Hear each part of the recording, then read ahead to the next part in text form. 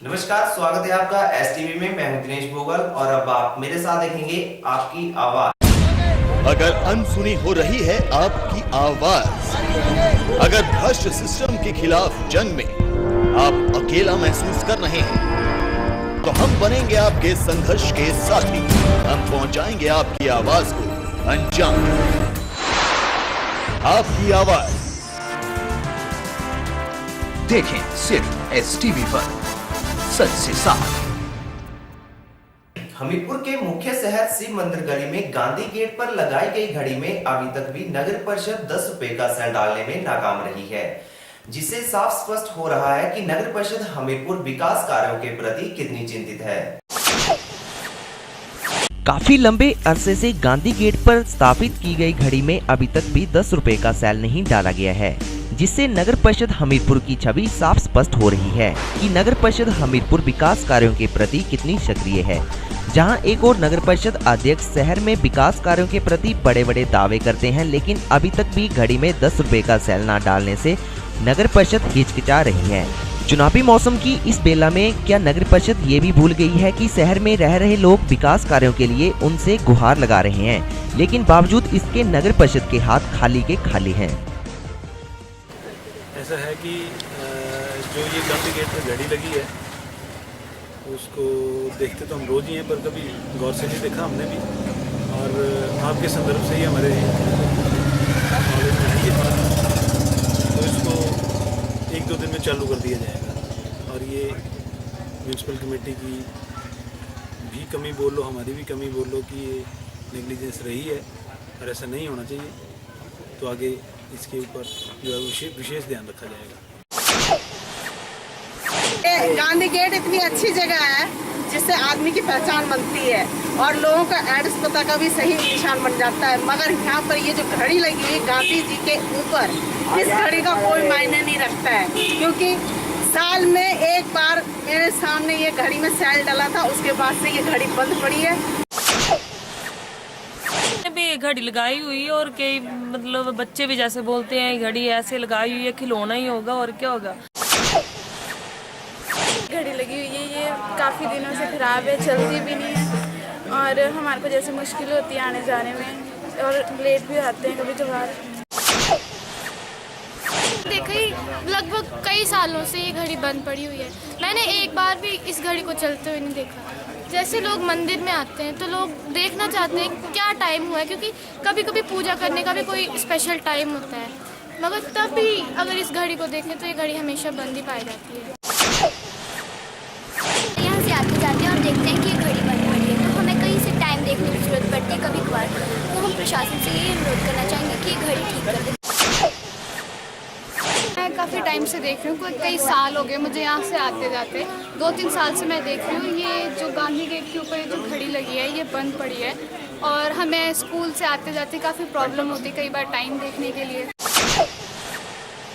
Academy से late आते हैं ना, तो उस टाइम हमें चाहिए होता है कि हम टाइम देखें कि किस टाइम से हम घर पहुँचे, बट जब हम इस तरफ घड़ी को देखते हैं तो मतलब टाइम का पता नहीं चल पाता। कुछ लोगों से पता चला है कि जो गांधी गेट के ऊपर नगर परिषद ने घड़ी स्थापित की है वो आजकल खराब चल रही है। हम शीघ्र ही कर्मचारी को बोल के इसको वहाँ से उतारेंगे और फिर ठीक करके जो है वही अति शीघ्र जो है वो लगाने की कोशिश करेंगे। हमीरपुर के ग्राम पंचायत दड़ूही में शनिदेव मंदिर से बंदर नसबंदी केंद्र की ओर जाने वाली संपर्क मार्ग की स्थिति काफी दयनीय है। स्थानीय लोगों ने लोक निर्माण विभाग तथा आपदा प्रबंधन बोर्ड को कई बार शिकायत पत्र के माध्यम से संपर्क मार्ग को दुरुस्त करने की मांग की है।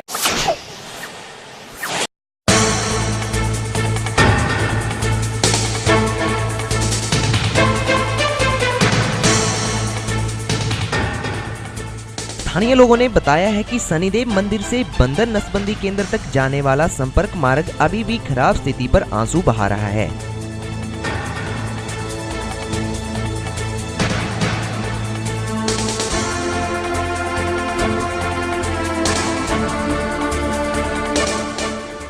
लोगों ने बताया है कि संपर्क मार्ग के साथ साथ नालियों की स्थिति भी ठीक नहीं है।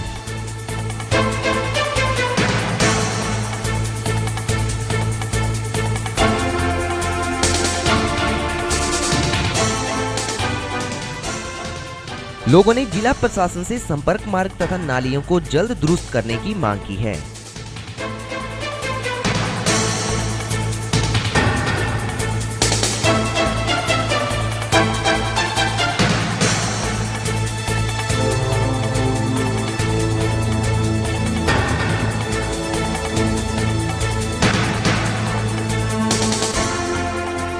सनीदेव बंदर से लेकर के बंदर अस्पताल तक बनाई गई है, जिसका कि निर्माण 2013-2014 में किया गया है। इस सड़क के किनारे बहुत सी खामियां पाई गई हैं, जो कि इसमें सामने आपको दिखाई दे रही है इस कैमरे में। इस सड़क के किनारे कोई नाली नहीं बनाई गई है, जो कि पक्की नाली बनना चाहिए थी। और इस सड़क के किनारे एक इतना भारी पत्थर है, जो कि आने जाने के लिए हमेशा खतरा बना हुआ है। स्कूल के बच्चे जाते हैं, बूढ़े लोग पैदल जाते हैं, बसें जा रही हैं, स्कूल की बसें जा रही हैं, कारें जा रही हैं, किसी के ऊपर भी ये पत्थर गिर सकता है और कभी भी कोई हादसा हो सकता है। इसका जो ज्ञापन है हमने मुख्य अभियंता PWD विभाग हमीरपुर को दे चुके हैं।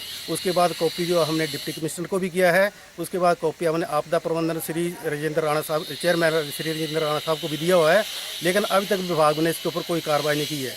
जब भी कोई ऐसा हादसा हो जाएगा तो पूरा विभाग तो जरूर आएगा, लेकिन अगर विभाग इससे पहले ही कोई काम कर दे तो मेरे ख्याल में बहुत बेहतर होगा, ताकि किसी की जान बच सकती है। डंगा जो देता सरकारी डंगा जो दिया सरकारी, इसमें बहुत कमी है। मिट्टी ना का आदमी काम करने के लिए आते हैं और ऊपर से भी खतरा है। रोड है पौने का करने रास्ते चलने का आदमी जो पिंड वाले जो भी हम जो भी सब ने खतरा है। नया सड़क च इस मिट्टी नहीं भरी, आउंदे जाते जो खतरा गिरी भी सकते।